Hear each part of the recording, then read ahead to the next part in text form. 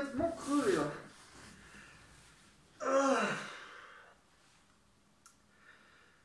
Oh, bordel, je viens de m'entraîner. Bon, les arms.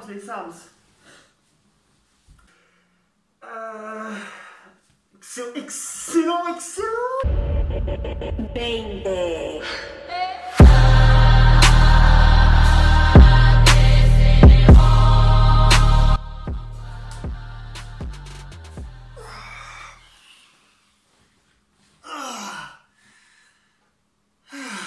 Putain, c'était un bon entraînement là. Bien sale comme on les aime, excellent. Allez, on va faire vite. Alors, je fais la semaine 3 et 4 car la semaine 3 il s'est pas passé grand chose. Vous voyez, j'étais juste sous Ostarine, pas grand chose à dire. Allez, on commence le résumé de la semaine 3 et 4. Donc, la semaine 3 j'ai juste continué normalement. J'étais juste sous 2300 calories par jour du coup, sauf le dimanche où c'est cheat meal. Je ne calcule pas, je sais pas combien je suis. Pas plus, toujours la récupération intéressante, je me suis beaucoup plus entraîné, je suis allé plus à la salle, alors pour faire du cardio. Et donc voilà, j'ai enchaîné street workout, salle cardio, et puis sans vraiment prendre de repos, ça m'a un petit peu cassé. À la fin j'ai pris un peu froid, donc début de la semaine 4 j'étais malade pendant 3-4 jours. Donc genre dimanche jusqu'à mardi, mercredi, c'était pas ouf. Donc forcément, performance un peu naze. C'était ma première semaine sous LGD. Donc j'ai pas senti grand chose. Le LGD je sens pas encore grand chose, ça n'a pas encore fait vraiment effet. Sauf que bien sûr quand j'étais malade j'avais toujours des performances normales de base. Donc c'était rien de fou, mais d'habitude quand t'es malade tu peux vraiment rien faire. Et là j'avais quand même des bonnes performances. Donc voilà, il y a quand même pas mal d'aide. Ou alors c'est complètement placebo et je suis juste devenu fou comme ça là. Excellent résumé du mois. Je vous mets l'avant-après, before, after, ou je sais pas, donc after, before, after, hein, vous verrez, de toute façon c'est marqué. Ma petite feuille, mon fils. Pourquoi c'est ouvert ça? Attendez.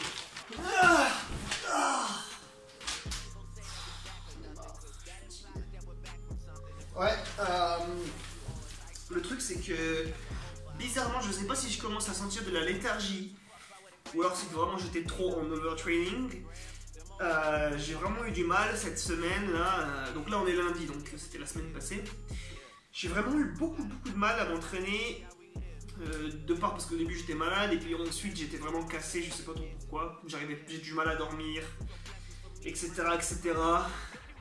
Je pense que les meltil, l'éphédrine et tout, je suis un peu en saturation, donc on va falloir que je me calme. Donc voilà, c'était pas une semaine folichonne. On va se rattraper, parce qu'aujourd'hui c'était bon, là je me suis bien reposé, là dimanche, je me suis bien reposé, j'ai dormi toute la journée. Et là je me suis bien entraîné aujourd'hui, c'était vraiment exceptionnel. Allez, on commence ou pas? Ah oui non, dernière chose. Là j'étais sur donc 2300 calories les 2 dernières semaines et à partir d'aujourd'hui je sais pas encore. Donc là j'ai pas encore mangé, donc de toute façon je sais pas si je me recale à 2000 pour vraiment accélérer la sèche, je sais pas, ou alors je vais à 2600 comme prévu. Je sais pas si une sèche sous le LGD c'est intéressant, je sais pas.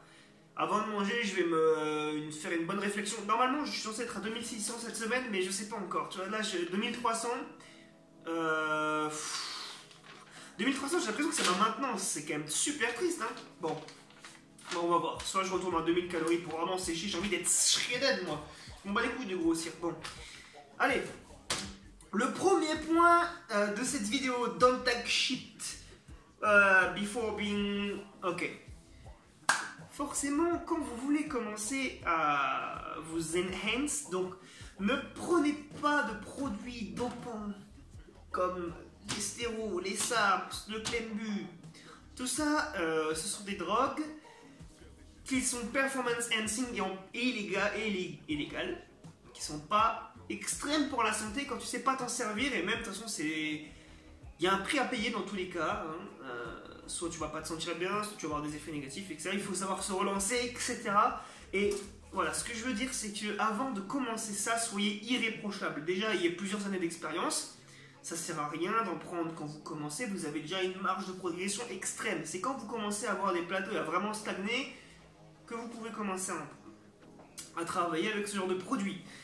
Ensuite, quand vous en prenez, peu importe ce que c'est, hein, du plus fort comme les gros stéros, genre le Trembolone, je sais plus comment il s'appelle l'autre là.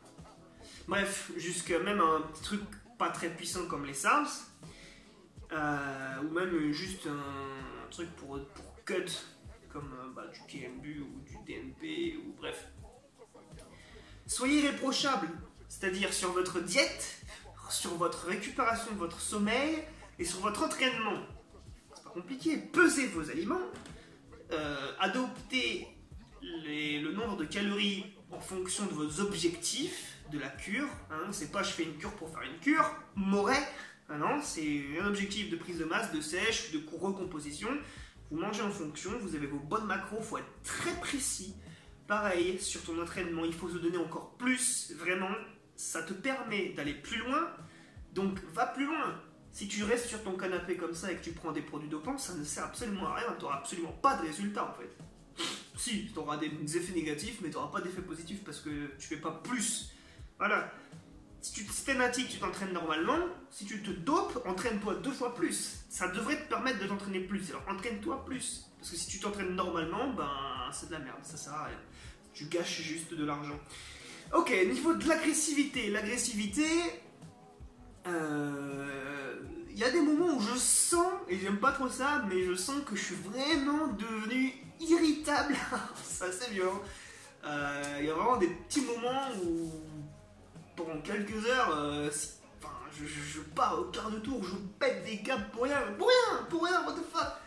Et vraiment, non, c'est un peu triste parce que après, tu vois, quand c'est passé, je me dis, putain, j'ai pas été très gentil là, avec la personne. Et des fois, j'en mets plein la gueule à des gens, juste parce qu'il y a une petite querelle et je pars comme ça, je lui balance une avoine, les cheveux au vent, tout.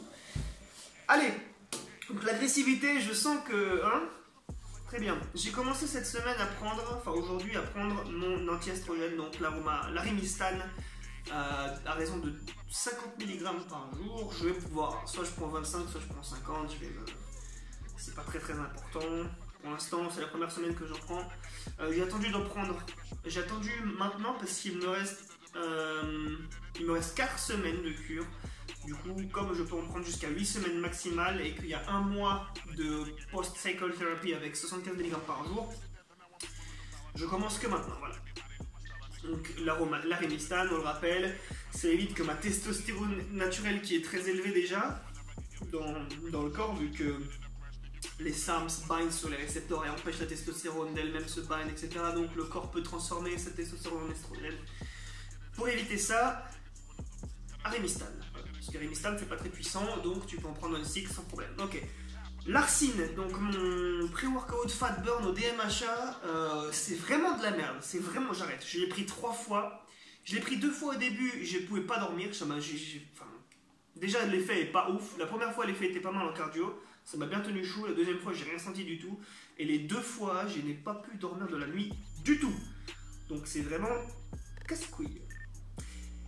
Ensuite, j'essaie de le prendre demi-pilule. J'ai rien senti de spécial. Et puis là, j'ai pu dormir un peu plus tôt. Mais bon, c'était pas ouf non plus. Et je sens que ça t'augmente ton rythme cardiaque pour rien. Et je l'ai repris samedi 2 capsules. J'ai absolument rien senti à l'entraînement. Je me suis même endormi limite à l'entraînement tellement j'étais cassé. Et j'ai pas pu dormir non plus. Merci. C'est de la merde. Ce truc, n'en achetez pas. Voilà. L'éphédrine, caféine, aspirine, j'aime beaucoup. Ça te donne vraiment un petit boost d'énergie. Genre, tu t'en prends le matin. Bam, tes pupilles qui se dilatent comme Monsieur Burns. Et puis voilà, après bon, c'est vrai que si t'en prends trop longtemps, au bout de 3 mois, c'est un petit peu harsh, faut peut-être poser un peu, donc je vais voir si je pose. Les résultats 30 jours, je vous les ai déjà montrés, voilà. Alors, j'ai pris à peu près 1 kg, 500 grammes 1 kg, tout en restant plus ou moins sec. Enfin, sec. Je ne suis pas sec, mais je veux dire, tout en continuant de perdre un peu de masse grasse, voilà. Donc tout en séchant, j'ai pris un peu de poids, donc ça c'est cool. 500 grammes à 1 kg, j'ai pris en moyenne. Voilà, donc tout en sans prendre de gras, je veux dire, tout en séchant. Donc ça c'est assez intéressant. Voilà, j'ai été malade 3 jours, ça m'a bien cassé les couilles, etc. Récupération et force, j'ai pas du tout, enfin, je progresse mais c'est très lent, donc c'est juste je pense dû à mon entraînement. Et j'ai plus de récupération, c'est vrai, ou alors c'est juste que je me bouge plus le cul, mais je pense que j'ai plus de récupération. Et niveau de la force, bon, le GD n'a pas encore kick in puisque c'est que le début. Donc j'ai pas grand chose, ouais, voilà, j'ai peut-être un petit boost quand même, mais c'est vraiment très, très faible. Oui, alors oui, il y a un dernier truc que j'ai dit. Je dis que je m'entraîne uniquement au poids du corps au parc de street workout et que le mercredi je fais du street lifting, donc c'est-à-dire des dips lestés, des tractions lestées.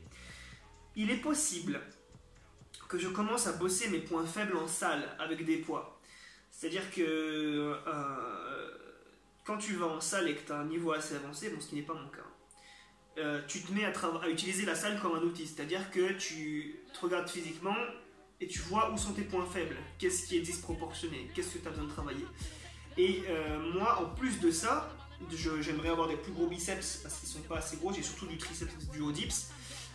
Mes trapèzes sont très petits. J'aimerais bien pousser mes abdos et mes obliques. Donc je vais commencer à les travailler un petit peu en salle. On va voir comment j'intègre ça.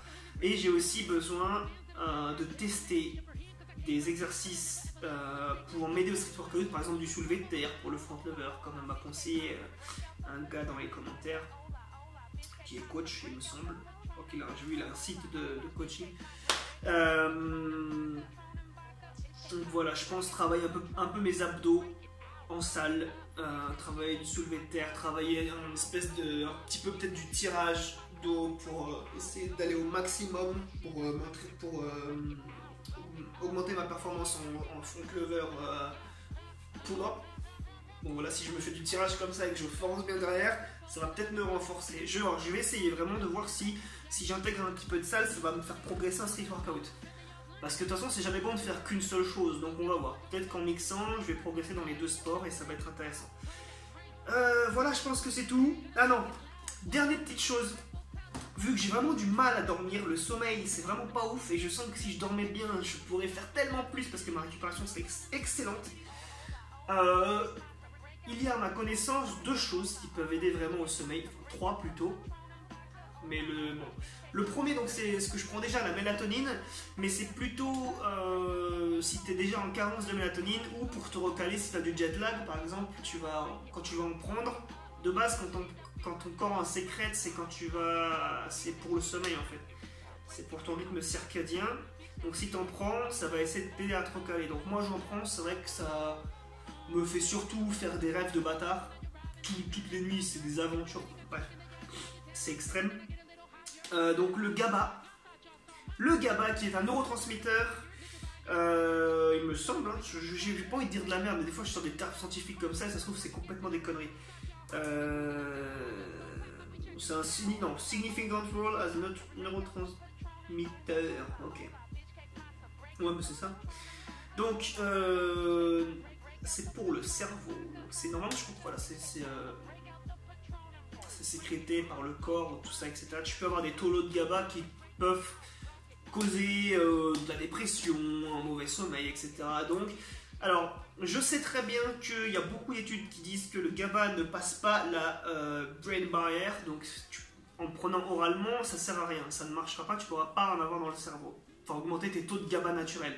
Alors on ne sait pas. Il y a beaucoup d'études qui disent le contraire, il y a beaucoup d'études qui disent que ça marche, d'autres qui disent que ça marche pas. Je peux vous montrer d'ailleurs une étude de NCBI. La plus probante que j'ai vue, c'est que, donc, qui disait on ne sait pas, il y a des études contradictoires, mais que sur les rats, quand tu en prends avec de la L-arginine, ça augmente énormément l'absorption à cause du nitrique oxyde ou je sais plus trop quoi. Enfin voilà, je vous l'affiche de toute façon. Donc vu que j'ai de la L-arginine, je vais tester.